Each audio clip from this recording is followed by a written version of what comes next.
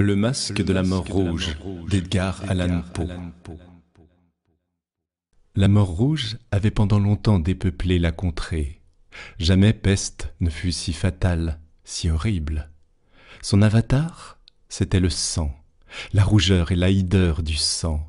C'étaient des douleurs aiguës, un vertige soudain, et puis un suintement abondant par les pores, et la dissolution de l'être. Des taches pourpres sur le corps, et spécialement sur le visage de la victime, la mettaient au banc de l'humanité et lui fermaient tout secours et toute sympathie. L'invasion, le progrès, le résultat de la maladie, tout cela était l'affaire d'une demi-heure. Mais le prince Prospero était heureux et intrépide et sagace. Quand ses domaines furent à moitié dépeuplés, il convoqua 1 millier d'amis vigoureux et allègres de cœur, choisis parmi les chevaliers et les dames de sa cour, et se fit avec eux une retraite profonde dans une de ses abbayes fortifiées. C'était un vaste et magnifique bâtiment, une création du prince, d'un goût excentrique et cependant grandiose. Un mur épais et haut lui faisait une ceinture. Ce mur avait des portes de fer. Les courtisans, une fois entrés, se servirent de fourneaux et de solides marteaux pour souder les verrous. Ils résolurent de se barricader contre les impulsions soudaines du désespoir extérieur et de fermer toute issue aux frénésies du dedans. L'abbaye fut largement approvisionnée. Grâce à ces précautions, les courtisans pouvaient jeter le défi à la contagion. Le monde extérieur s'arrangerait comme il pourrait. En attendant, c'était folie de s'affliger ou de penser. Le prince avait pourvu à tous les moyens de plaisir. Il y avait des bouffons, il y avait des improvisateurs, des danseurs, des musiciens, il y avait le beau sous toutes ses formes, il y avait le vin. En dedans, il y avait toutes ces belles choses et la sécurité. Au dehors, la mort rouge. Ce fut vers la fin du 5e ou 6e mois de sa retraite, et pendant que le fléau sévissait au dehors avec le plus de rage, que le prince Prospero gratifia ses 1000 amis d'un bal masqué de la plus insolite magnificence. Tableau voluptueux que cette mascarade. Mais d'abord, laissez-moi vous décrire les salles où elle a eu lieu. Il y en avait 7, une enfilade impériale. Dans beaucoup de palais, ces séries de salons forment de longues perspectives en ligne droite, quand les battants des portes sont rabattus sur les murs de chaque côté, de sorte que le regard s'enfonce jusqu'au bout sans obstacle. Ici, le cas était fort différent, comme on pouvait s'y attendre de la part du duc, et de son goût très vif pour le bizarre. Les salles étaient si irrégulièrement disposées que l'œil n'en pouvait guère embrasser plus d'une à la fois. Au bout d'un espace de 20 à 30 yards, il y avait un brusque détour, et à chaque coude, un nouvel aspect. À droite et à gauche, au milieu de chaque mur, une haute et étroite fenêtre gothique donnait sur un corridor fermé qui suivait les sinuosités de l'appartement. Chaque fenêtre était faite de verre coloré, en harmonie avec le ton dominant dans les décorations de la salle sur laquelle elle s'ouvrait. Celle qui occupait l'extrémité orientale, par exemple, était tendue de bleu, et les fenêtres étaient d'un bleu profond. La seconde pièce était ornée et tendue de pourpre, et les carreaux étaient pourpres. La troisième, entièrement verte, et vertes les fenêtres. La quatrième, décorée d'orange, était éclairée par une fenêtre orangée. La cinquième, blanche. La sixième, violette. La 7e salle était rigoureusement ensevelie de tentures de velours noir qui revêtaient tout le plafond et les murs et retombaient en lourdes nappes sur un tapis de même étoffe et de même couleur. Mais dans cette chambre seulement, la couleur des fenêtres ne correspondait pas à la décoration. Les carreaux étaient écarlates d'une couleur intense de sang. Or, dans aucune des 7 salles, à travers les ornements d'or éparpillés à profusion çà et là ou suspendus aux lambris, on ne voyait de lampe ni de candélabre, ni lampe ni bougie, aucune lumière de cette sorte dans cette longue suite de pièces. Mais dans les corridors qui leur servaient de ceinture, juste en face de chaque fenêtre, se dressait un énorme trépied, avec un brasier éclatant qui projetait ses rayons à travers les carreaux de couleur et illuminait la salle d'une manière éblouissante. Ainsi se produisait une multitude d'aspects chatoyants et fantastiques. Mais dans la chambre de l'ouest, la chambre noire, la lumière du brasier qui ruisselait sous les tentures noires, à travers les carreaux sanglants, était épouvantablement sinistre et donnait aux physionomies des imprudents qui y entraient un aspect tellement étrange que bien peu de danseurs se sentaient le courage de mettre les pieds dans son enceinte magique. C'était aussi dans cette salle que s'élevait, contre le mur de l'ouest, une gigantesque horloge d'ébène.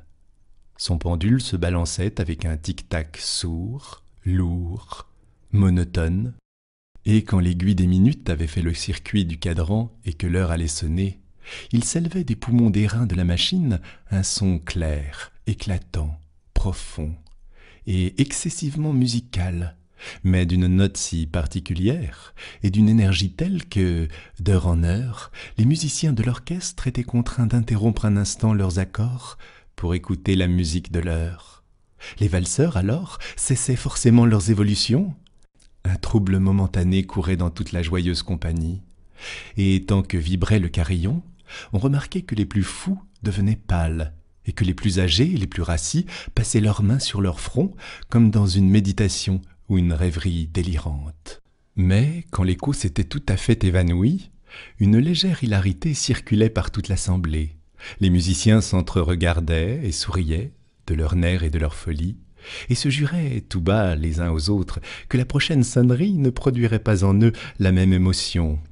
Et puis, après la fuite des 60 minutes, qui comprennent les 3600 secondes de l'heure disparue, arrivait une nouvelle sonnerie de la fatale horloge, et c'était le même trouble, le même frisson, les mêmes rêveries. Mais, en dépit de tout cela, c'était une joyeuse et magnifique orgie. Le goût du duc était tout particulier. Il avait un œil sûr à l'endroit des couleurs et des effets. Il méprisait le décorum de la mode. Ses plans étaient téméraires et sauvages, et ses conceptions brillaient d'une splendeur barbare. Il y a des gens qui l'auraient jugé fou. Ses courtisans sentaient bien qu'il ne l'était pas, mais il fallait l'entendre, le voir, le toucher, pour être sûr qu'il ne l'était pas. Il avait, à l'occasion de cette grande fête, présidé en grande partie à la décoration mobilière des 7 salons, et c'était son goût personnel qui avait commandé le style des travestissements. À coup sûr, c'étaient des conceptions grotesques. C'était éblouissant, étincelant. Il y avait du piquant et du fantastique, beaucoup de ce qu'on a vu depuis dans Hernani. Il y avait des figures vraiment grotesques, absurdement équipées, incongruement bâties, des fantaisies monstrueuses comme la folie. Il y avait du beau, du licencieux, du bizarre en quantité, tant soit peu de terrible et du dégoûtant à foison. Bref, c'était comme une multitude de rêves qui se pavanaient çà et là dans les 7 salons. Et ces rêves se contorsionnaient en tous sens, prenant la couleur des chambres, et l'on eût dit qu'ils exécutaient la musique avec leurs pieds, et que les airs étranges de l'orchestre étaient l'écho de leurs pas. Et de temps en temps, on entend sonner l'horloge d'ébène dans la salle de velours. Et alors, pour un moment, tout s'arrête, tout se tait, excepté la voix de l'horloge. Les rêves sont glacés, paralysés dans leur posture.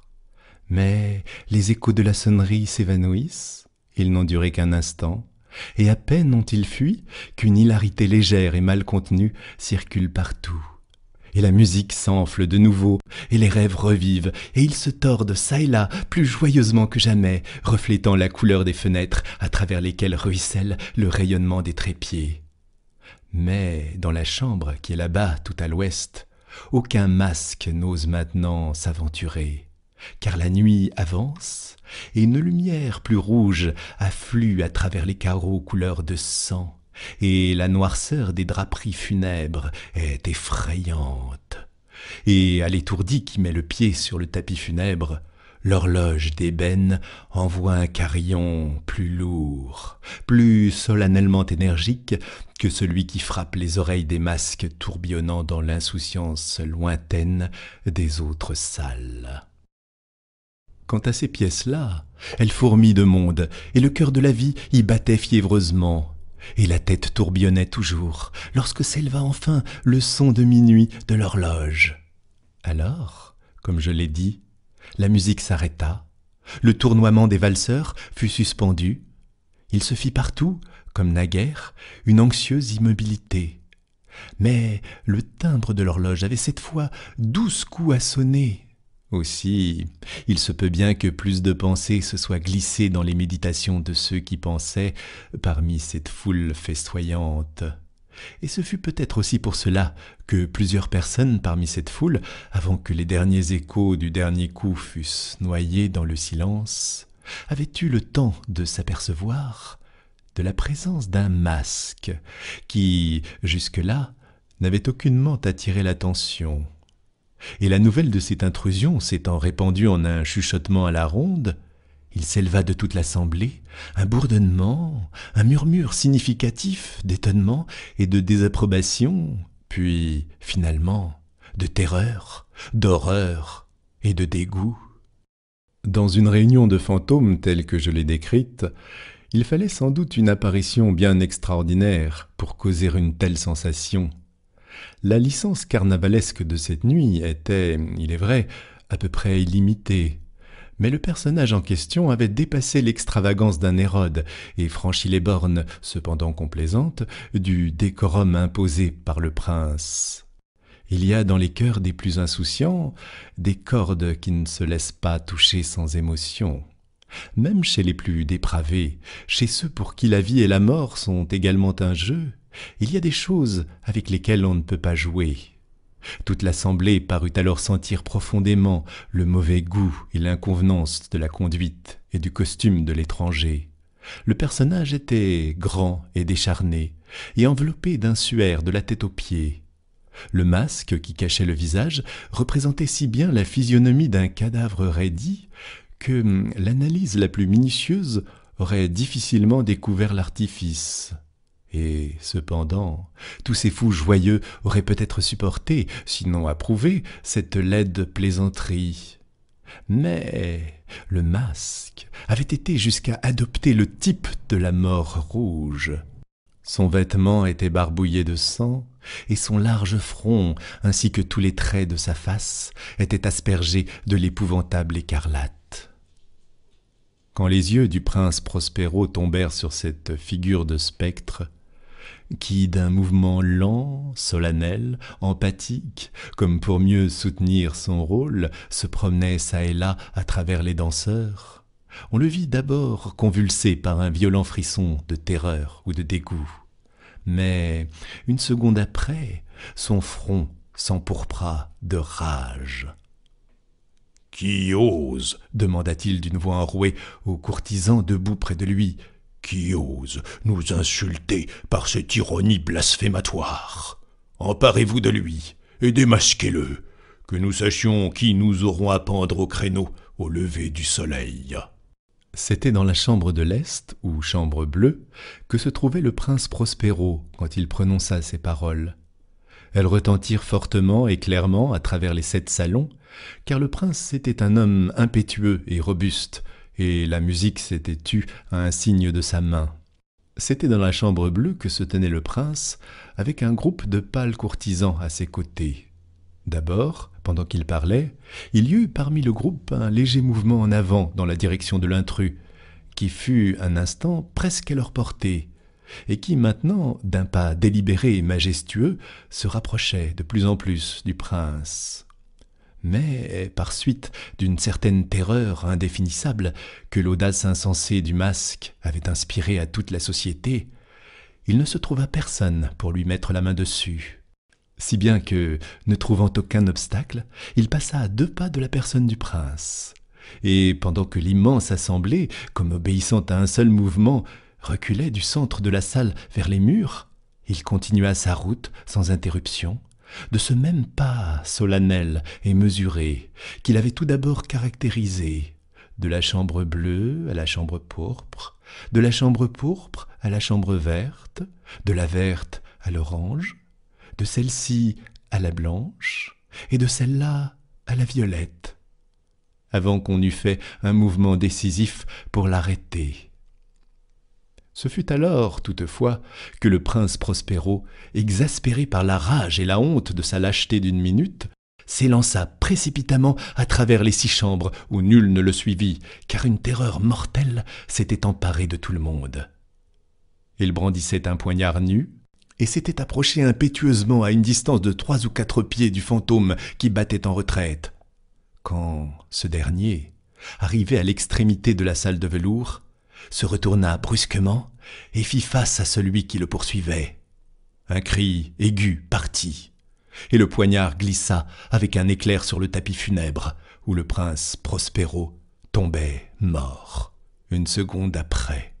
Alors, invoquant le courage violent du désespoir, une foule de masques se précipita à la fois dans la chambre noire, et, saisissant l'inconnu qui se tenait comme une grande statue, droit et immobile dans l'ombre de l'horloge d'ébène, ils se sentirent suffoqués par une terreur sans nom, en voyant que, sous le linceul et le masque cadavéreux qu'ils avaient empoigné avec une si violente énergie, ne logeait aucune forme palpable. On reconnut alors la présence de la mort rouge. Elle était venue comme un voleur de nuit. Et tous les convives tombèrent, un à un, dans les salles de l'orgie, inondées d'une rosée sanglante, et chacun mourut dans la posture désespérée de sa chute. Et la vie de l'horloge d'ébène disparut, avec celle du dernier de ces êtres joyeux, et les flammes des trépieds expirèrent, et les ténèbres, et la ruine, et la mort rouge établirent sur toute chose leur empire illimité.